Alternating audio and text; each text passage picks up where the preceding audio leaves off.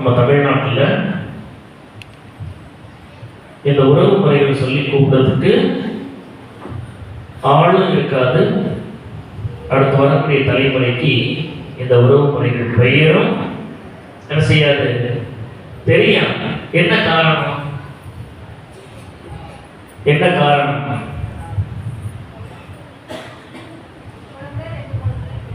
என்ன காரணம்? ஒரு குழந்தை இல்லைன்னா 2 குழந்தை, அவ்வளவுதான். இப்ப இருக்கிறவங்களுக்கு காது குத்த, கொட்டை போட அல்லது சடங்குக்கு சீர்வரிசை செய்ய தாய்மாமா இருக்கிற மாதிரி இனி அடுத்த தலைமுறைக்கு தாய்மாமாவாரு இருக்க மாட்டாங்க. ஏன்னா என்ன செய்யறோம்?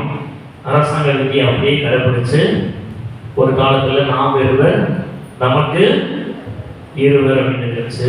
அடுத்து நாம் இருவர் நமக்கு ஒருவர். இப்ப என்ன சொல்றாங்க? நாமே குழந்தைகள், நமக்கு ஏன் குழந்தைகள். அந்த மாதிரி கிறிஸ்து இயேசுவுக்குள் பிரியமுள்ள சகோதர சகோதரிகளே, அருமையான ஒரு தலைப்பை உங்கள் பங்கு தந்தை அவர்கள் தந்திருக்கின்றார்கள்.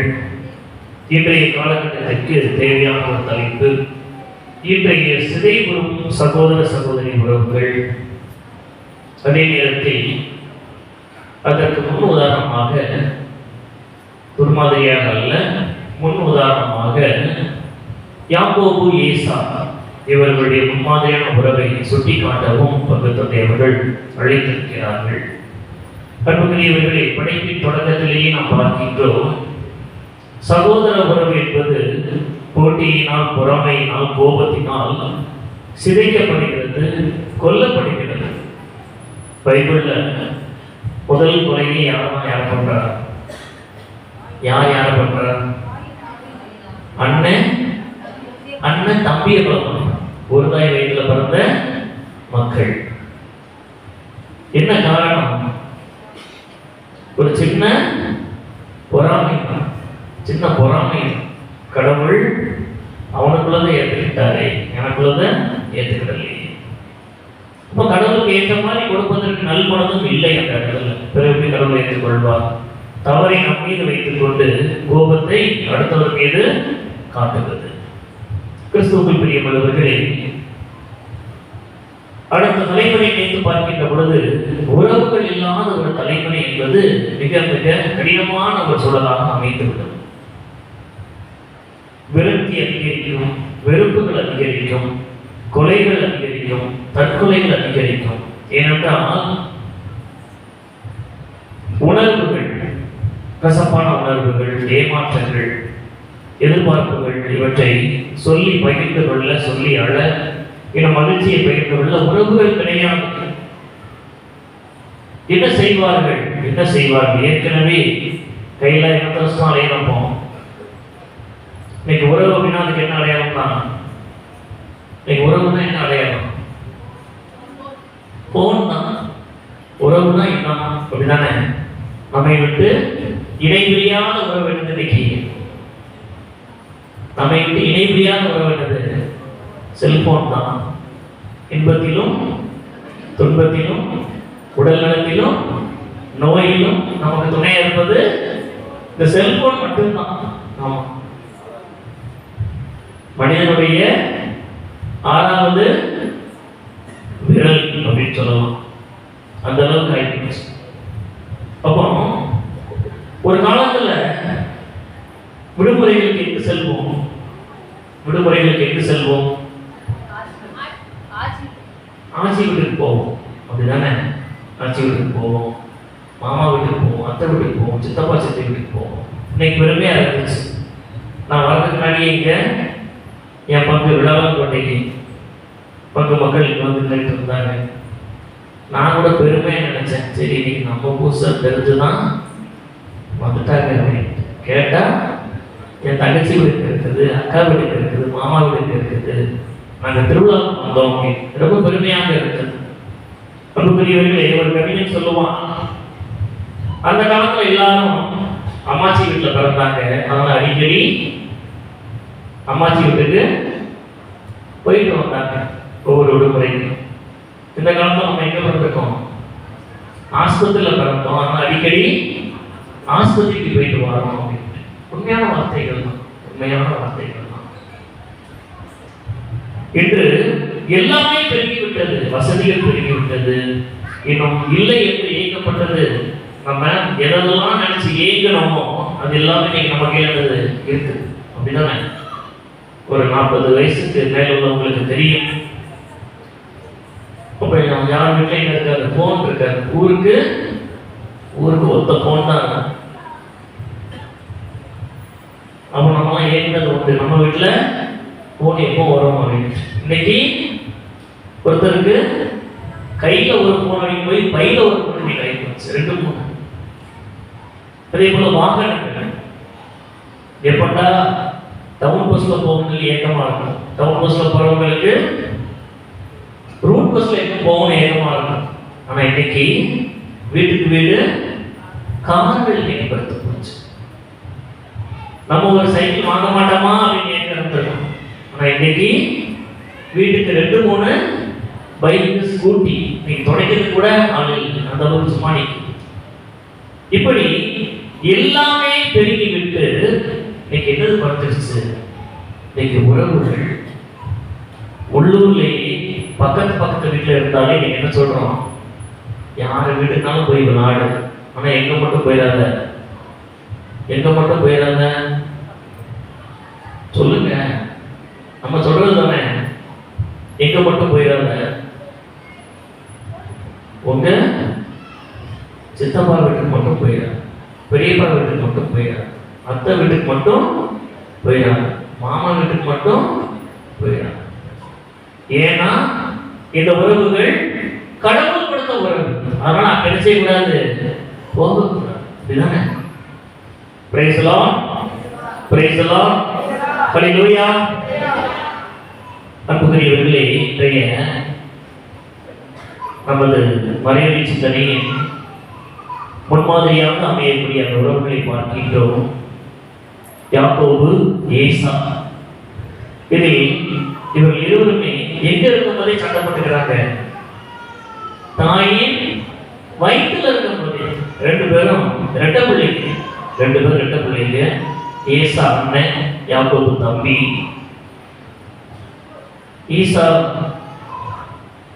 ஈசாக்கின் மனைவி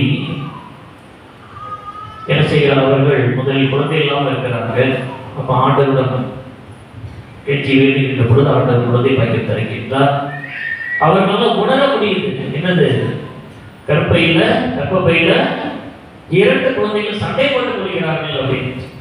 அப்ப ஆண்டவர் எனக்கு ஏன் இப்படி அப்படின்னு சொல்லும்போது ஆண்டவர் சொல்றாரு, உன்னுடைய வயிற்றில் இருந்து 2 இனங்கள் தோன்றும், ஒவ்வொரு இனம் இன்னொரு இனத்தை வந்து வாரி நிற்கும் அப்படின்ட்டு.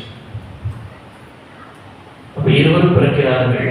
சின்ன வயசுல இருந்து அவங்களுக்குள்ள என்னதுதான் சட்டம். மூத்தவன் ஏசா தன்னுடைய வயிற்று பசியை தீர்க்க வேண்டும் என்று இளையவன் பசிக்கு அவன் கஞ்சி காய்ச்சிக்கிட்டு இருக்கும் பொழுது, எனக்கு ரொம்ப பசிக்குது, நீ காய்ச்சல் கஞ்சி தான் கேட்கும்போது என் சின்னவன் என்ன செய்யலாம்? அப்போ உன்னுடைய மூத்த ஆண் மகன் அப்படிங்கிற அந்த உரிமை எனக்கு என்ன செய்ய விட்டுக் கொடு அப்படின்னு. இவன் பசியின் கொடுமையால் விட்டுக் கொடு. அப்போ எவ்வளவு ஒரு தந்திரக்கார பிள்ளைகளா இருக்கிறாங்க அப்படிதானே? அது மட்டுமல்ல அவர்களுடைய தந்தை ஈசாக்கு வயதாகி விடுகிறது, கண் தெரியாமல் போகிறது. அப்போ அவர் இறப்பதற்கு முன்பாக கடவுள் எனக்கு கொடுத்த ஆசைப்படியை என் மூத்த மகனான ஏசாவை உனக்கு நான் கொடுக்க ஆசைப்படுகிறேன். ஏன்னா அப்பாவுக்கு யாரை பிடிக்கும்? மூத்த பிள்ளையை பிடிக்கும். அம்மாவுக்கு செல்ல பிள்ளை யாரு? கடைக்குட்டி. நாம் இப்பொழுது அப்போ மூத்த மகனை விசேஷ விதமாக ஆசீர்வதிக்க என்ன செய்யறாரு? எனக்கு பிடிச்ச கறியை என்ன செய்ய நாட்டுக்கு போய் வேட்டையாடி கொண்டு வா, நான் அது வரைக்கும் வெயிட் பண்ணேன். இது அம்மா என்ன செய்யறாங்க? ஓரமானு கேட்டுக்கிட்டு ஒரு நல்ல ஒரு ஆட்டுக்குட்டி அடிச்சு அந்த ஆட்டு தோலை சின்ன மகன் கையில் நெஞ்சிலெல்லாம் அந்த தோலை கட்டி மூத்த மகனுக்கு உடம்பு முழுவதும் முடி இருக்கிற மாதிரி இவனையும் உண்டு பண்ணி இவன் வழியாக அந்த கறியை கொடுத்து அனுப்புறாங்க. அப்போ அவர் என்ன கேட்கிறாரு, குரல் இளைய மகனை போல் இருக்கிறது, ஆனால் உடம்ப தொட்டு பார்த்தா மூத்த மகனை மாதிரி இருக்குது அப்படின்னு சொல்லி கடைசி மூத்த மகனுக்கு கொடுக்க வேண்டிய ஆசிமொழி இளைய மகனுக்கு கொடுத்து விடுகிறார். அப்போ மூத்த மகன் வரதுக்குள்ள மகன் என்ன செய்யணும், தப்பிச்சு ஓடி அந்த வீட்டு தன்னுடைய தாய்மாமன் வீட்டுக்கு ஓடி போய்க்கிறார். அங்கே பல ஆண்டுகள் 2 மனைவிகள், வேலைக்காரியை மணந்து கொள்கிறான், பிள்ளைகள், இப்படி அங்கே மிகப்பெரிய ஒரு பண்ணையாராக அவன் அவனது வாழ்க்கை உயர்ந்து வருகிறது. அப்ப இங்க மூத்த சகோதரன் ஏசா, இவனது வாழ்வும் இங்கே செய்து ஒரு பக்கம் அமைந்து விடுகிறது. ஆனா இருவருக்குள்ள ஒரு வெறுப்பு. மூத்த சகோதரனுக்கு என்ன வெறுப்பு, என்னைய எப்படி ஏமாத்திட்டானே அப்படின்ட்டு. அப்புறம் இளைய சகோதரன் யாக்கோபுக்கு என்ன வெறுப்பு, என்னை எப்பனாலும் கொல்லன்னு நினைச்சிட்டு இருக்கான், தேடிக்கொண்டு இருக்கிறான், அவன் கண்ணில் அகப்படவே கூடாது அப்படின்னு. ஒரு கட்டத்துல யாக்கோபுக்கு எல்லாமே இருக்குது, மிகப்பெரிய சகோதரனாக இருக்கிறான், எல்லாமே இருந்தும் மனசுக்குள்ள என்ன இருக்குது, ஒரு வெறுமை, நிம்மதி இல்லை, மகிழ்ச்சி இல்லை. ஏன்னா அங்க என்ன இல்லை, தன்னுடைய உடன்பிறந்தவனோடு உறவு இல்லாத ஒரு சூழல். உறவு இல்லாத இடத்துல கடவுள் கொடுக்கிற நிம்மதி இருக்குமா? இருக்காது. பணம் இருக்கும், செல்வம் இருக்கும், நகை இருக்கும், சொத்து இருக்கும், இடம் இருக்கும், வீடு இருக்கும், காது எல்லாம் வசதி இருக்கும். ஆனா என்ன இருக்காது, கடவுள் கொடுக்கக்கூடிய மகிழ்ச்சியும் நிம்மதியும் எந்த இடத்துல உறவு இல்லையோ இருக்காது. வேறு உறவுகளை நம்ம என்ன செய்யலாம், தேடிக்கொள்ளலாம், தொட்டு கொடுத்து அல்லது ஆசை வார்த்தைகளை கூறி. ஆனால் கடவுள் கொடுத்த உறவுனா அது வந்து எந்த உறவு, நம்ம அப்பா அம்மா அப்படின்னா. நம்ம யாரையாவது கேட்டு உனக்கு எந்த அப்பா அம்மா வேணும்னு சொல்லி கடவுள் படைச்சாரா? இல்ல. அதே போல எந்த அப்பா அம்மாவோட கடவுள் கேட்டாரா, உங்களுக்கு எந்த மாதிரி குழந்தைகள் வேணும் அப்படின்ட்டு? இல்லை. அடுத்து எந்த அண்ணன் தம்பி அக்கா தங்கச்சியே கேட்டாரா, உன்னுடைய உடன்பிறப்பு ஆனா வேணுமா, பெண்ணா வேணுமா, அக்காவை வேணுமா, தம்பியா வேணுமா, தங்கச்சியே வேணுமா அப்படின்ட்டு? இல்லை. அப்போ அப்பாவும் அம்மாவும் நம்மோடு உடன்பிறந்த உடன்பிறப்புகள், அக்கா தங்கச்சி அண்ணன் தம்பி, இவர்கள் கடவுளால் நம்ம கொடுக்கப்பட்ட உறவுகள். இந்த உறவுகளோடு ஒரு இணக்கமான சமாதானம் இல்லை என்றால் வேற என்ன வைத்திருந்தாலும் மனசுல என்ன இருக்காது, நிம்மதி இருக்காது. ஒரு பழைய திரைப்படம் ஞான ஒளி அப்படின்னு நினைக்கிறேன், ஒரு பாட்டு, தேவனே என்னை பாருங்கள் அப்படின்னு, அதுல ஒரு வசனம் வரும் அப்படிதானே, 1000 வருடம் ஒரு மந்தையிலிருந்து 2 ஆண்டுகள் அப்படின்னு சொல்லிட்டு கடைசி என்ன வரும், 1000 இருந்தும் வசதிகள் இருந்தும் நோ பீஸ் ஆஃப் மைண்ட், மனசுல நிம்மதி இல்லை, அமைதி இல்லை. ஏன்னா உறவு சிக்கல். இன்னைக்கு அப்படிதான் நம்ம வாழ்க்கையில வளர தெரியாது. ஆனா வளர்ந்த பிறகு என்ன ஆகும், நம்ம அறியாமலே ஒரு பொறாமை. யாரை பார்த்து பொறாமப்படுறோம், என்னுடைய உடன்பிறப்பு நன்றாக வாழ்வதை கண்டு எனக்கு என்னை அறியாமல் ஒரு பொறாமை காயினை போல வருகிறது. ஆவில் ஆண்டவருக்கு பிடித்தமான ஒருவனாக இருக்கிறானே, அவன் காணிக்கைகளை ஆண்டவர் ஏற்று அவனை ஆசீர்வதிக்கிறாரே, அப்ப அவனை உயிரோடு என்ன செய்யக்கூடாது, விடக்கூடாது. அப்ப அதே மாதிரி நம்முடைய உடன்பிறப்புகள் என்றால் நம்ம சுத்தி பத்தி வாழ்ந்த எல்லாருமே உறவுகள். அப்படி பார்த்தோம் அப்படின்னா நம்மள அறியாமலே ஒரு வைத்தறிச்சு, அக்கம் பக்கத்து வீட்டுக்காரங்க, நம்ம உறவுகள், நம்முடைய பங்காளிகள், நம்முடைய உடன்பிறப்புகள் பழைய வீட்டை எடுத்து புதுசாக கட்டிட்டாங்கன்னா என்ன ஆகும், நமக்கு தூக்கம் வராது. மேல ஒரு மாடி கட்டிட்டாங்க அப்படின்னா நமக்கு என்ன செய்யாது, ஒழுங்கா சாப்பிட முடியாது. அவ்வளவு ஏன் திடீர்னு கரண்ட் போயிடுச்சு, வெளியில வந்து பார்க்கிறோம், நம்ம அண்ணன் வீட்லயே, தம்பி வீட்லயே, அக்கா வீட்லயே, தங்கச்சி வீட்லயே பக்கத்துல மட்டும் கரண்ட் எரியுதுன்னா அதை தாங்கிட முடியுமா? தாங்க முடியாது. கரண்ட் போன உடனே பிள்ளைகள் என்ன செய்ய அனுப்புறோம், வெளியே பக்கத்துல கரண்ட் இருக்கான்னு, ஏப்பா அங்கே இல்லை, அப்போ நிம்மதி, அவனும் சத்தான். அப்படித்தான் ஏசாவின் வாழ்க்கையும் யாக்கோபு வாழ்க்கையும் வெறுப்பிலே முடிந்துவிடும் என்று போகின்ற ஒரு சூழலில் சினிமா படத்துல கிளைமேக்ஸ் வர மாதிரி யாக்கோபு ஏதோ ஒரு வெறுப்பை உணர்கின்றான். நல்லா கவனிங்க, இங்கே ஏசாவை விட யாக்கோபு கடவுளால் விசேஷமாக ஆசீர்வதிக்கப்படுகின்றார். அது தந்தை ஈசாக்கினால் முதலில் கொடுத்த ஆசீர்வாதத்தினால் அல்ல, மாறாக வெறுப்பு சண்டை இருக்கின்ற அந்த சகோதரர்களிலேயே யார் முன் வந்தானோ சமாதானத்தை ஏற்படுத்த அவனுக்கு கடவுள் கொடுத்த ஆசீர்வாதம். அந்த யாக்கோபு என்ன செய்யலாம்? பயம் ஒரு பக்கம் இருக்குது. ஏன்னா ஏசா வந்து முரணன், அவன்கிட்ட நிறைய ஆட்கள் எல்லாமே இருக்காங்க தெரியும். இருந்தாலும் தன்னுடைய மாமன் இடத்துல இருந்து தன்னுடைய மனைவிமார்கள், வேலைக்காரர்கள், தன்னுடைய பிள்ளைகள், தனக்கு இருந்த ஆடு மாடுகள், மந்தைகள் எல்லாத்தையும் கூப்பிட்டு பெருப்படையோட வரான். இவருக்குள்ள ஒரு பயம். என்ன பயம்? எல்லாரையும் ஒரு வேலை வெட்டி கொண்டுட்டாம என்ன செய்ய, அவன் மற்றவர்கள் எல்லாம் அனுப்பிச்சு விட்டு அந்த இரவு அந்த ஆத்துக்கு இந்த பக்கம் தங்கிட்டு இருக்கும்போது தான் கடவுளோடு ஒரு மறுப்போர் இருக்கிறான் இரவு முழுவதும். அப்ப கடைசியில் அது கடவுள் தான் தெரியுது. என்ன சொல்றான்? நீர் என்னை ஆசீர்வதித்தால் ஒழிய நான் உங்களை போக விடேன் அப்படின்னு சொல்லிட்டு, ஏன்னா கடவுளை இவனை நோக்கி இறக்கி வைக்கிறார் என்றால் ஏற்கனவே யாக்கோபு போட்ட திட்டம் என்ன?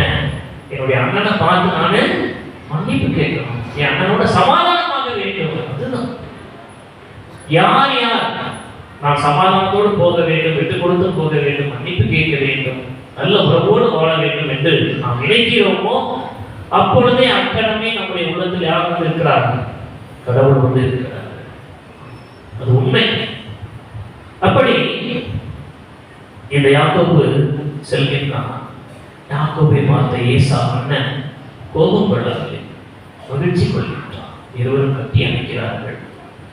அங்கே என்ன வார்த்தை வெளிப்படுகிறது? நீ முதல் வாசகத்தில் வாசிக்கப்பட்டது, உன்னுடைய முகத்தில் நான் கடவுளின் முகத்தை காண்கிறேன். Price the lord, praise the Lord.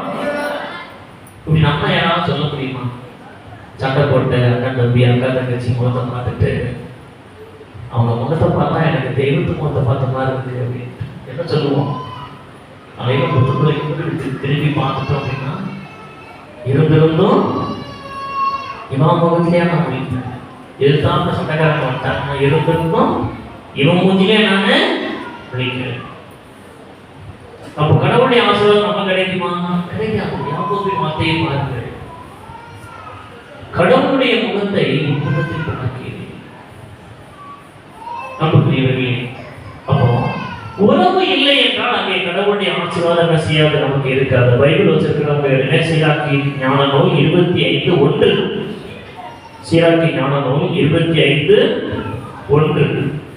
நம்ம நினைச்சிட்டு இருக்கிறோம் நம்ம தான் ரொம்ப அழகு அப்படின்னு. யாரெல்லாம் அழகு கை தூக்குங்க. இருக்கமா ஒரு நிமிஷம். யாரெல்லாம் அழகு கை தூக்குங்க. யார் அழகு கிடையாது? நம்ம எல்லாருமே அழகு தான். பூசைக்கு வர முன்னாடி கண்ணாடி போயிட்டு ஒரு 1/2 மணி நேரம் நின்று போகல, பிறகு என்ன? ஆனா அதெல்லாம் பொய்ய பைபிள் சொல்லுது.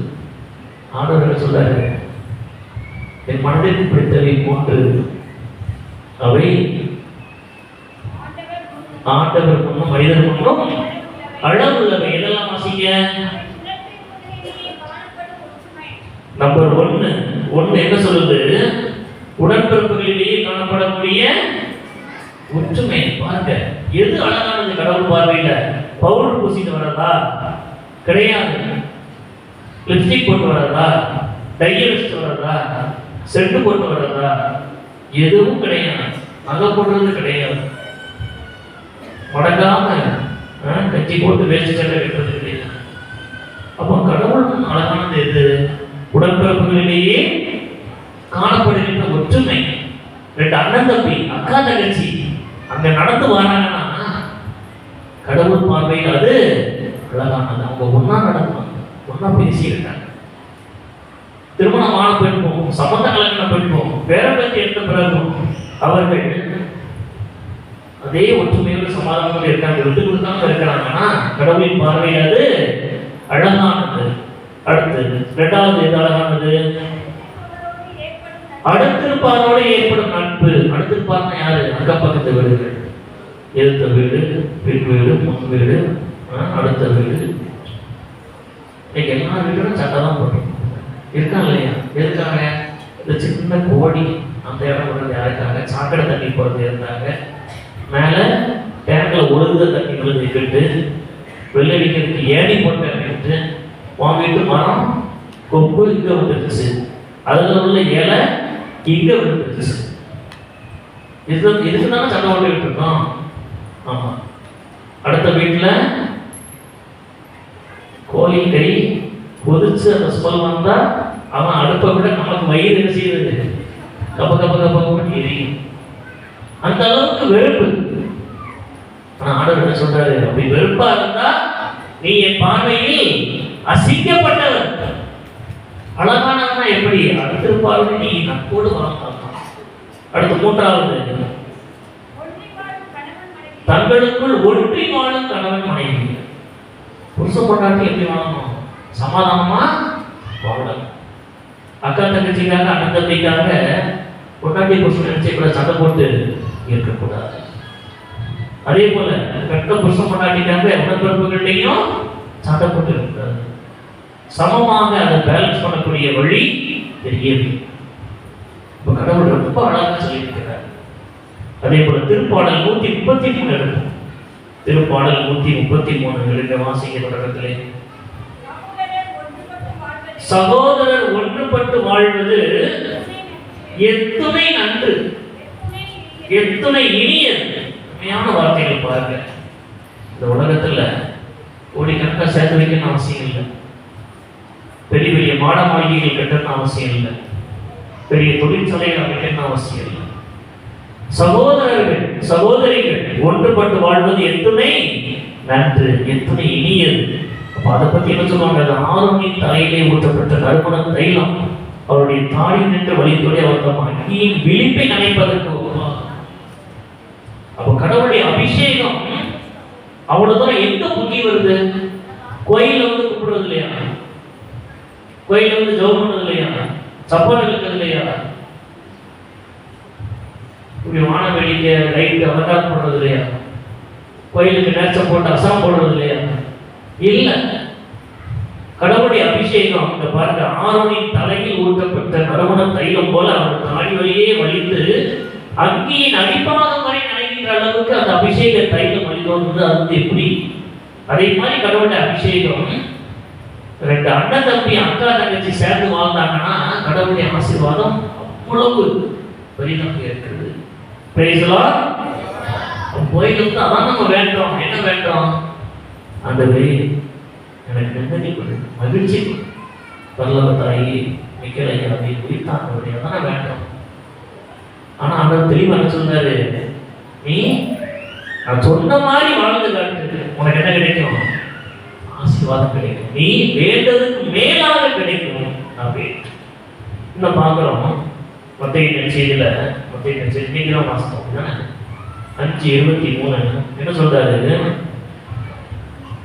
நீ கோயிலுக்கு காணிக்கை கொண்டு வர, நேர்ச்சி கொண்டு வர, எல்லாம். ஆனா உன் மனசுல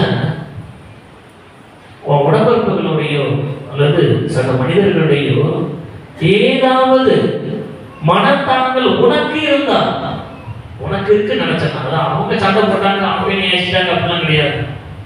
ஏதோ மனத்தாங்கள் உண்டன நீ அங்கே நினைவுற்றால், சரியா? எவருக்கு உங்கள் மேல் மனத்தாங்கள் உண்டென்றார் காணிக்க பொருளை நினைச்ச ஒரு வேண்டுதல் எல்லாத்தையும் அங்கேயே வச்சுட்டு செய்யணும்.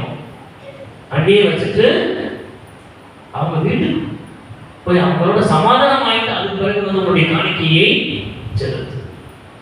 எத்தனை வருஷம் நம்ம கிறிஸ்தவர்களாக இருக்கிறோம்? இப்போ 2025 ஜூப்ளி கொண்டாடுறோம். அப்போ 2000 வருஷத்துக்கு மேலே இந்த உலகத்தில் கிறிஸ்தவர்கள் இருக்கிறாங்க. அப்படிதானே? இன்னைக்கு எல்லா ஊருமே நம்ம தென்பகுதி உள்ள ஊர்கள் எல்லாம் சவேரியார் இருப்பாரு, வெளியில் ஒரு தோமையார் காலத்தில் மனமான ஊர்களாக இருக்கலாம். சவேரியார் வந்திருப்பாரு, வீரமணி வந்திருப்பாரு, இல்லை கிருஷ்ணகிரி வந்திருப்பாங்க. பல நூற்றாண்டுகள் இன்னைக்கு கிறிஸ்தவங்களா இருக்கிறோம். இன்னைக்கு நம்ம பூசக்கரத்தை யாருக்காக கொடுக்கணும்? பூசக்கரத்தை யாருக்காக கொடுக்கணும் சொல்லுங்க? பூசக்கரத்தை யாருக்காக கொடுக்கணும்? நம்ம குடும்பத்தான கொடுக்கணும். யாராவது தம்பி குடும்பத்துக்கு, அக்கா தங்கச்சி குடும்பத்துக்கு பூசக்கரத்தை மட்டும் கொடுத்துட்டு வீட்டுக்கு போங்க, அன்னைக்கு சாப்பாடு கிடைக்குமா? கிடைக்காது. இல்லை யாராவது நோய்வாய்ப்பட்டிருக்காங்க, யாராவது விபத்தில் சிக்கியிருக்காங்க, அவங்களுக்கு நான் ஒரு பூசக்கரத்தை கொடுக்கேன் அப்படின்னு எழுதி கொடுக்குமா? கொடுக்க மாட்டோம். இன்னும் வரல. நமக்குன்னு பூசக்கரத்தை எழுதி கொடுத்தோம் அப்படின்னா அது நிறைவான ஆசீர்வாதம் உண்டா? பக்கச்சாமி பயப்பட்டதா இருக்கும், பூசக்கரத்தையும் பிரசங்கம் வச்சு கிடைக்கணும் அப்படின்னு நமக்காக நாம் வேண்ட வேண்டும். அது தப்புன்னு சொல்லல, சரியா? நம்முடைய நேர்ச்சை காணிக்கைகளை செலுத்த வேண்டும். ஆனால் சுயநலம் மட்டுமே அதில் இருக்கக்கூடாது, சரியா? உறவு, சமாதானம் வேண்டும். அடுத்தவர்களுக்காக ஜெபம் பண்ணவும் வேண்டும். அதுதான் மிக மிக அவசியம், மிக மிக அவசியம், மிக மிக முக்கியம். கிறிஸ்தே சொல்லுபடி உறவுகள் இல்லை. நல்லா பார்த்தோம்னா கடவுளுடைய ஆசீர்வாதம் ஏசாவுக்கும் கிடைச்சிச்சு. ஏசாவை விட அதிகமாக யாக்கோபுக்கு கிடைத்தது. தவறு செய்யலாம், சரியா? ஏசாவை ஏமாத்தினான். ஆனால் ஒரு கட்டம் வருகிறது, மனம் வருந்துகிறான். என் அண்ணனை சந்திக்க வேண்டும், மன்னிப்பு கேட்க வேண்டும், சமாதானமாக வேண்டும். அக்கணமே கடவுளே அவன் அங்கிருந்த இடத்துல செய்யறாரு. அந்த ஒரு நாள் இரவு முழுவதும் அவனோடு செலவழிக்க விட்டார். நிறைந்த ஆசீர்வாதம் வழங்க கேட்டார். அதன் பிறகு அவனது வாழ்வு மிக ஒரு உயர்ந்த ஒரு வாழ்வாகத்தான் மாறுகிறது. யாக்கோபு என்பவன் பெயர் மாறுகிறது, இஸ்ரவேல் என்று அழைக்கப்படுகின்றான். நம்முடைய வாழ்வும் அப்படித்தான் நினைச்சுட்டு இருக்கிறோம். நம்ம வந்து ஒரு பாவ வாழ்க்கை அப்படியே இருக்குது, ஒரு சபிக்கப்பட்ட வாழ்வாகவே இருக்குது, ஒரு தரித்திரம் என்னை விட்டு போக மாட்டேங்குது, குடும்பத்தில் மகிழ்ச்சி இல்லையே, பிள்ளைகளுடைய எதிர்காலம் சிறப்பானது அமையலையே, தொழில் நல்லா நடக்கலையே, எதை ஆரம்பிச்சாலும் அது ஒரு முட்டுக்கட்டை இருக்குது. இப்படி அன்புக்குரியவர்களே யோசிப்போம். அவங்க செய்யணும் வச்சுட்டாங்களோ, இவங்க செய்யணும் வச்சுட்டாங்களோ, ஏவன் வச்சுட்டாங்களோ, பதிலுக்கு ஏதாவது செய்வோமா? அதெல்லாம் அல்ல. நாங்கள் வேணா யாரெல்லாம் வச்சுட்டு இருக்கிறது நம்ம தான். நமது உறவுகளோடு சமாதானமாக இல்லை என்றால் அங்கே கடவுளுடைய ஆசீர்வாதமே இல்லை. உயிர் தாண்டவருடைய திருவிழாவை கொண்டாடி கொண்டிருக்கிறோம், அப்படிதானே? உயிர் தாண்டவர் கொடுக்கிற காட்சிகள்லாம் என்ன சொல்றாரு? உங்களுக்கு சமாதானம் உண்டாவதாக, உங்களுக்கு அமைதி உரித்தாக. ஆக அன்புக்குரியவர்களே, ஏசு அருமையா சொல்றாரு என்னன்னு, எங்கே 2-3 பேர் என் பெயரால் கூடியிருக்கிறீர்களோ அங்கே அவர்கள் நடுவே நான் வீட்டிருக்கிறேன் அப்படின்ட்டு. அப்போ நம்ம சண்டை போட்டுக்கிட்டு மணிக்கணக்காக ஜெபம் பண்ணாலும், வீட்டில் பைபிள் வாசித்தாலும், கோயிலில் வந்து உட்கார்ந்து சுத்தி கட்டு அடைச்சாலும் கடவுளுடைய ஆசீர்வாதம் என்ன செய்யாது, வரவே வராது. போய் சமாதானம் வீடு தேடி ஏற்போம். அந்த வைராக்கியம் விடுமா? நம்மள வைராக்கியம் விடாது. என்ன வசனம் சொல்லியிருப்போம்? சண்டையிலேயே சட்டை கொடுத்து என்ன வசனம் சொல்லியிருப்போம்?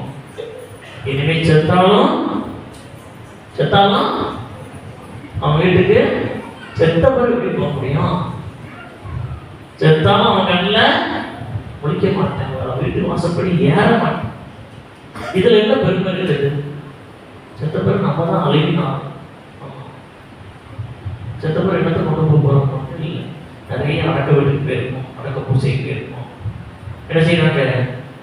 கையிலோட கெட்ட கூட அவுத்துருந்தாங்க, காலோட கெட்ட அவுத்துருந்தாங்க, நெத்தியில் வச்ச ₹1 கூட எடுத்துட்டு தான் விடுறாங்க. எதையும் கொண்டு போறோமா? எதையும் கொண்டு போறது. அப்போ சாகிற தருமாயில் நாம் நம்மோடு சண்டை போட்டவர்கள் தனித்தனியாக உட்கார்ந்து அப்ப யோசித்துக்கிட்டு போயிட்டு, சரி கொஞ்சம் விட்டு கொடுத்து பேசி சிரிச்சு வாழ்ந்துக்கலாமே, இத்தனை ஆண்டுகள் போயிடுச்சு. இப்பவும் அந்த ஒரு உணர்வு இருந்து கொண்டு இருக்கு அப்படின்னா, ஆனாலும் ஏதோ ஒன்று தடுக்குது, சரியா? ஏதோ ஒன்று தடுக்குது. கடவுளுடைய இரக்கமும் கடவுளுடைய அந்த இரத்தத்தின் வல்லமையும் ஆண்டவர் கொடுக்கிற சமாதானத்தின் ஆவியும் அந்த வைராக்கியத்தையும் நான் தான் பெரிது அப்படிங்கிற அந்த ஒரு ஆணவத்தையும் அதனை என்ன செய்யும்? தவிடுபடியா சொல்லலாமா? அதை தான் நம்ம வேண்டும். அந்த வழி என் கல்லான மனசு என்ன இருக்கும்? கனிவாக இருக்கும். என் மனசுல இருக்க வைராக்கியம், பகை, வெறுப்பு, சத்தியம் இருக்கு, இதெல்லாம் என்ன செய்யுங்க? மறையட்டும். இந்த திருவிழாவுக்குள்ள என்ன செய்யணும்? நான் யார்கிட்ட சண்டை போட்டிருக்கணும்? யாரெல்லாம் சண்டை போட்டிருக்கோம்? இந்த போன வாரம் பாகிஸ்தான்காரங்க சண்டை போட்டோம் அப்படியா? இல்லை. நமக்கு சண்டைக்காரங்க யார்? பாகிஸ்தான்ல இருக்காங்க, சீனாவில் இருக்காங்களா? இல்லை, எங்க இருக்காங்க? பக்கத்தில் நம்ம கூட பிறந்தோம், சரிதானா? பங்காளி. ஆக ஆண்டவர்கிட்ட கேளுங்க, ஆண்டவரே என்பதை இந்த திருவிழாவுக்குள்ள நாம் என்ன செய்யணும்? சமாதானம் பண்ணணும். அந்த சமாதானம் ஆன பிறகு வருகின்ற ஆசீர்வாதத்தை யாராலும் என்ன செய்ய முடியாது? தடுக்க முடியாது. உறவுதான் பலம். சரியா? உறவுதான் பலம். சரி, கடைசியாக குழந்தைகளுக்கு என்ன செய்யணும்? உறவுகளின் முக்கியத்துவத்தை பற்றி ரொம்ப கற்றுக்கொடுக்கணும். நீங்க பள்ளிக்கூடங்கள் என்ன செய்யுது? வருஷ கடைசி ஆண்டு விழா வைக்கும் போது நம்முடைய குழந்தைகளுக்கு பரிசு கொடுக்குது. என்ன பரிசு? 100% அட்டெண்டன்ஸ்க்கு. அப்படின்னா என்ன அர்த்தம்? ஒரு நாள் கூட லீவ் எடுக்காம பள்ளிக்கூடத்துக்கு வந்தாங்க, காலேஜுக்கு வந்தாங்க அப்படின்னு நாசமா போச்சு. எது நாசமா போச்சு? அவங்க வாழ்க்கை நாசமா போச்சு. அது ஒரு வருஷமும் லீவ் எடுக்காம இருந்தோம் அப்படின்னா அவன் எங்கெங்க போயிருக்க மாட்டான்? தாத்தா பாட்டி வீட்டுக்கு போயிருக்க மாட்டான். ஆமா, பெரியப்பாவோ மாமாவோ தாத்தாவோ சின்ன தாத்தா பெரிய தாத்தாவுக்கு இறப்பு அடிச்சுட்டு மாட்டான், போயிருக்க மாட்டான். கல்யாணத்துக்கு போயிருக்க மாட்டான். திருவிழாவுக்கு சொந்தக்காரன் ஊர்களுக்கு போயிருக்க மாட்டான். அப்போ உறவுகள்லாம் வேண்டாம் சொல்லிட்டு அந்த காகித குப்பை, அது என்னது? சர்டிபிகேட், அதுதான் முக்கியம் என்று கிடக்கிறோமே.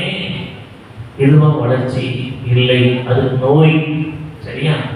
அது ஒரு காகித குப்பை. இன்னொரு காகித குப்பை என்னது? பணம், தொழில் தான். அடுத்து என்னது? எனக்கு பணம் தான் முக்கியம். சொந்தக்காரங்களை கண்டுக்க மாட்டேன், அவங்களை பார்க்க போக மாட்டேன், நல்லது பொருளுக்கு போக மாட்டேன், திருவிழாவுக்கு வீடுகளுக்கு ஊருக்கு போக மாட்டேன் அப்படின்னு அந்த பழக்கத்தை என்ன செய்யணும்? நம்ம மாத்திக்கணும். ஆமா, ஆக அன்புக்குரியவர்களே, உறவுகளை சொல்லி பிள்ளைகள் செய்ய வளருங்க. இன்னைக்கு நம்ம உறவுகள் பத்திரிகை கொடுக்க வீட்டுக்கு வந்தாங்கன்னா நம்ம கிச்சன்லையோ அல்லது எங்கேயோ நிற்கும். நம்ம பிள்ளைங்க அவங்களை பார்த்த உடனே நம்மகிட்ட வந்து என்ன சொல்லுது? ஏமா யாரோ வந்திருக்காங்க. கேவலமா இருக்குல்ல நமக்கு? யாரோ வந்திருக்காங்க. எந்தெந்த வீடுகள்ல சொந்த பந்தங்கள் வீடுகளுக்கு வருகின்ற பொழுது பிள்ளைகள் யாரோ வந்திருக்காங்க அப்படின்னு சொல்லுதுன்னா நம்ம அந்த பிள்ளைகள் என்ன செய்யல? ஒழுங்கா வளர்க்கல. சொந்த பந்தங்கள் வீடுகளுக்கு ஊர்களுக்கு நம்ம கூட்டிட்டு போய் வளர்க்கல. அப்ப தப்பு யார் மேல? நம்ம மேல. தப்பு நம்ம மேல. கல்யாணத்துல 3வது வாக்குறுதி கொடுக்குறீங்கல்ல, என்னென்ன? கடவுளுக்கு அருள் குழந்தைகளை திருச்சபையின் சட்டத்திற்கும் கடவுளுக்கும் ஏற்ற மாதிரி வளர்ப்பீர்களா அப்படின்னு என்ன சொல்றோம்? வளர்ப்போம் சேர்ந்து சொல்றோம். ஆனா வளர்த்துருக்கோமா? இல்லை. அப்ப என்ன செய்யணும்? பிள்ளைகளுக்கு உறவுகளை சொல்லியிருக்கோம். யார் வந்தா எப்படி உறவு சொல்லி பேச வேண்டும்? வாங்க சித்தி, வாங்க மாமா, வாங்க பெரியம்மா. போன்ல எடுத்த உடனே இந்த கலம் சொல்லக்கூடாது, உறவு முறையை சொல்லு. இந்த பேசும்போது உறவு சொல்லி பேசு. சொந்தக்காரங்களுக்கு கூட்டு போகும்போது சொல்லணும், அந்த வீட்டில் என்ன இருக்காங்க, பேசும்போது அவங்ககிட்ட பெரியம்மா நல்லா இருக்கீங்களா, அத்தை நல்லா இருக்கீங்களா, மதுரை நல்லா இருக்கீங்களா, இப்படி சொல்லி பேச வேண்டும். அப்போ அந்த உறவு வளர்கின்ற பொழுது அதனுடைய பலம் எப்படி இருக்கும்? அதிகமாக இருக்கும். இந்த குழந்தைகளுக்கு நான் தனியாக இருக்கிறேன் என்ற ஒரு உணர்வே செய்யாது, வராது. அதுதான் கடவுளுடைய ஆசீர்வாதம். எனவே அத்தகைய உறவு நம்முடைய குடும்பத்திலும் சமூகத்திலும் வளர இறையர்கள் வேண்டுவோம். ஆண்டவரின் சமாதானம் உங்கள் அனைவரோடும் இருப்பதாக. ஆமென்.